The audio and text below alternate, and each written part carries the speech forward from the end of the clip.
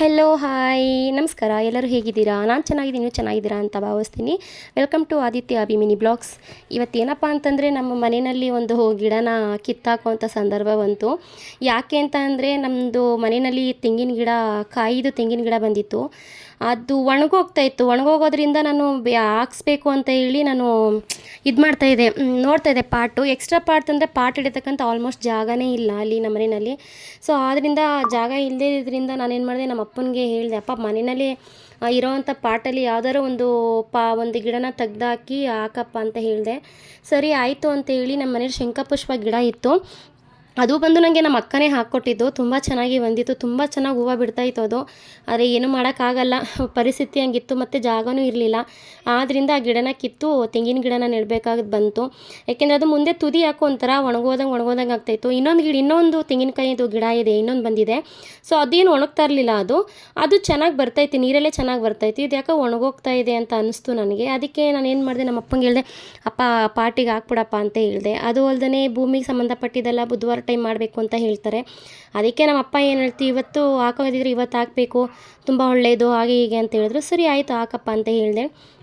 ಅದು ಒಂದು ಗಿಡ ಕಿತ್ತಾಗ ಮಾತ್ರ ನನಗೆ ಬೇಜಾರೇ ಆಗುತ್ತೆ. ಯಾಕೆಂದರೆ ತುಂಬ ಹೂವು ಕೊಡ್ತಿದ್ದಂಥ ಗಿಡ ಅದು.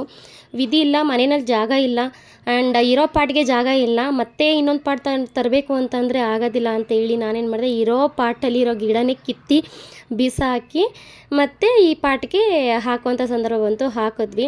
ಆಮೇಲೆ ನಮ್ಮದು ವೀಳ್ಯದೆಲೆ ಗಿಡ ಎಲ್ಲನೂ ಕೂಡ ಒಂಥರ ಒಣಗೋದಂಗೆ ಆಗ್ತಾಯಿತ್ತು. ಡೈರೆಕ್ಟ್ ಬಿಸಿಲು ಹೊಡಿಯುತ್ತೆ ನಮ್ಮ ಮನೆಯಲ್ಲಿ.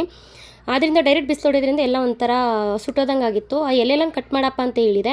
ನೋಡಿದ್ರೆ ಫುಲ್ಲು ಕಟ್ ಮಾಡಿಬಿಟ್ಟಿದ್ರು. ಫುಲ್ಲು ಗಿಡದಲ್ಲಿ ಒಂದು ಎಲೆನೂ ಬಿಡ್ದಾರಂಗೆ ದೊಡ್ಡ ಎಲೆ ಏನೇನಿದೆ ಅದೆಲ್ಲ ಕಟ್ ಮಾಡಿಬಿಟ್ಟಿದ್ರು. ಮತ್ತು ಮನಿ ಪ್ಲಾಂಟು ಕೂಡ ತುಂಬ ಒಣಗೋಗ್ತಾಯಿತ್ತು. ಒಳಗಡೆ ಇತ್ತು ಆ್ಯಕ್ಚುಲಿ, ಅದು ಒಣಗೋಗ್ತಾಯಿತ್ತು. ಅದನ್ನು ಈಚೆಗೆ ಇಟ್ಮೇಲೆ ಅದು ತುಂಬ ಚೆನ್ನಾಗಿ ಬಂತು. ಮತ್ತು ಈ ತುಳಸಿ ಗಿಡ ಇದೆಯಲ್ಲ, ಈ ತುಳಸಿ ಗಿಡ ಅಂತಂದರೆ ಈ ತುಳಸಿ ಗಿಡ ಮತ್ತು 2 ಪಾಟಲ್ಲಿ ಹಾಕಿರೋ ತುಳಸಿ ಗಿಡ ಬಂದು ಒಂದೇ ಪಾಟಲ್ಲೇ ಇದ್ದಿದ್ದು. ಯಾರೋ ಗೊಣೆ ಗೊತ್ತಿಲ್ಲ, ಹೊಟ್ಟೆ ಕಿಚ್ಕೋ ಏನೋ ಗೊತ್ತಿಲ್ಲ, ತೆಗೆದು ಕೆಳಗಡೆ ಎಸ್ಬಿಟ್ಟಿದ್ರು. 3rd ಫ್ಲೋರಿಂದ ಕೆಳಗಡೆ ಕೆಳಿಸ್ಬಿಟ್ಟಿದ್ರು. ಅದನ್ನು ತಂದು 2 ಪಾಟಿಗೆ ನಾನು ಹಾಕೊಂಡಿದ್ದಾಯಿತು. ಈ ಪಾಟಿನಿಂದ ಆ ಪಾಟಿಗೆ ನೋಡಿ, ಇದು ಇನ್ನೊಂದು ತೆಂಗಿನ ಗಿಡ. ಇದು ನೀರಲ್ಲೇ ಚೆನ್ನಾಗಿ ಬರ್ತಾಯಿದೆ. ಆದ್ದರಿಂದ ನಾನು ಹಾಗೆ ಬಿಟ್ಬಿಟ್ಟಿದ್ದೀನಿ. ಮತ್ತು ನಾವು ಇವಾಗೆಲ್ಲ ಬೆಳಗ್ಗೆ ಟೈಮು ತಣ್ಣಗೇನಾರು ಕುಡಿಬೇಕು, ಪದೇ ಮಿಕ್ಸಿನಲ್ಲಿ ರುಬ್ಕೊಂಡು ಕುಡಿಯೋಕ್ಕಾಗಲ್ಲ ಅಂತ ಹೇಳಿ ನಾನೇನು ಮಾಡಿದೆ, ಒಂದು ಬೆಟ್ಟದ ನೆಲ್ಲಿಕಾಯಿ ಮತ್ತು ಬೀಟ್ರೋಟು, ಕ್ಯಾರೆಟು ಎಲ್ಲನೂ ಒಂದು ಗ್ರೈಂಡರ್ಗೆ ಹಾಕ್ಕೊಂಡು ಚೆನ್ನಾಗಿ ಪೇಸ್ಟ್ ಮಾಡ್ಕೊತಾ ಇದ್ದೀನಿ. ಅದನ್ನು ಗ್ರೈಂಡರ್ ಮಾಡಿ ಪೇಸ್ಟ್ ಮಾಡಿ ಫ್ರೀಝರಲ್ಲಿ ಇಟ್ಕೊಂಡು ಐಸ್ ಟ್ಯೂಬ್ ಥರ ಮಾಡಿ ಇಟ್ಕೊಂತು ಅಂತಂದರೆ ಎವ್ರಿ ಡೇ ಅದನ್ನು ಒಂದು ಗ್ಲಾಸಿಗೆ ಹಾಕ್ಕೊಂಡು, ಇಲ್ಲ ಪೆಪ್ಪರ್ ಆಗಿರ್ಬೋದು, ಸಾಲ್ಟ್ ಆಗಿರ್ಬೋದು, ಇಲ್ಲ ಶುಗರ್ ಆಗಿರ್ಬೋದು, ನಿಮ್ಮ ಅನುಕೂಲಕ್ಕೆ ಏನಿದೆ ಅದನ್ನು ಹಾಕ್ಕೊಂಡು ಕುಡಿಬೋದು. ಎವ್ರಿ ಡೇ 2 ಐಸ್ ಟ್ಯೂಬ್ ಹಾಕ್ಕೊಂಡ್ರೆ ಸಾಕು, ಮುಗ್ದೋಗುತ್ತೆ. ಒಂದು ಗ್ಲಾಸ್ ನೀರಿಗೆ 2 ಐಸ್ ಟ್ಯೂಬ್ ಹಾಕ್ಕೊಂಡು ಕುಡಿದ್ರೆ ಚೆನ್ನಾಗಿರುತ್ತೆ. ಸ್ವಲ್ಪ ನೀರು ಹಾಕ್ಕೊಂಡು ಫೈನ್ ಪೇಸ್ಟ್ ಮಾಡಿಕೊಂಡು ಅದನ್ನು ಇದು ಮಾಡಬೇಕಲ್ಲ, ಸೋರಿಸ್ಬೇಕಲ್ಲ. ಸೊ ಒಂದು ಜರಡಿಯಿಂದ ಚೆನ್ನಾಗಿ ನೀಟಾಗಿ ಸೋಸ್ಕೊಂಡು ಮತ್ತು ನಮ್ಮ ಮನೇಲಿ ಇನ್ನೂ ಒಂದು ವಿಷಯ ಏನಪ್ಪ ಅಂತಂದರೆ, ನಮ್ಮ ಮನೇಲಿ ತರಕಾರಿ ಹಚ್ಚಿದಿರ್ಬೋದು ಆ್ಯಂಡ್ ಫ್ರೂಟ್ಸ್ ಇರ್ಬೋದು, ಏನೇ ಆದರೂ ನಾವು ಬಿಸಾಕಕ್ಕೆ ಹೋಗೋದಿಲ್ಲ. ಅದನ್ನೆಲ್ಲನೂ ನಾನು ಒಂದು ಬಕೆಟ್ಗೆ ಹಾಕೊತೀನಿ ಎಲ್ಲನೂ. ಯಾಕೆ ಅಂತಂದರೆ ಅದನ್ನೆಲ್ಲನೂ ಚೆನ್ನಾಗಿ ಒಂದು 2-3 ದಿನ ಇಟ್ಟು ಅದು ಚೆನ್ನಾಗಿ ಎಲ್ಲ ಒಂಥರ ಕೊಳ್ತೋದಂಗೆ ಆಗುತ್ತೆ. ಅದ್ರ ಸರ್ವಾಂಶ ಎಲ್ಲ ನೀರಾಗಿ ಬಿಟ್ಕೊಂಡಾಗ ಅದು ಚೆನ್ನಾಗಿ ಕಿವುಚಿ ಸೋರಿಸಿ ಗಿಡಕ್ಕೆ ಹಾಕ್ತೀನಿ. ಆ ಥರ ಹಾಕ್ದಾಗಿಂದ ನಮ್ಮ ಮನೇಲಿ ಗಿಡಗಳು ತುಂಬ ಚೆನ್ನಾಗಿ ಇಂಪ್ರೂವ್ಮೆಂಟ್ ಆಗಿದೆ. ಮುಂಚೆ ಒಣಗಿ ಹೊರ್ಟೋಗ್ತಾಯಿತ್ತು, ಚೆನ್ನಾಗಿ ಆಗ್ತಾಯಿದೆ. ಸೊ ಆದ್ದರಿಂದ ಅದನ್ನು ವೇಸ್ಟ್ ಮಾಡದೆ ಎತ್ತಿಕೊಂತೀನಿ. ಈಗ ಎಲ್ಲನೂ ಐಸ್ ಟ್ಯೂಬು ಟ್ರೈ ಒಳಗಡೆ ಹಾಕ್ಕೊತಾ ಇದ್ದೀನಿ. ಐಸ್ ಟ್ಯೂಬ್ ಟ್ರೈ ಇದೆಲ್ಲ ಅದರೊಳಗೆ ಎಲ್ಲನೂ ಅದನ್ನು ಹಾಕ್ಕೊಂಡು ಫ್ರೀಜರಲ್ಲಿ ಎತ್ತಿಕೊಂತೀನಿ.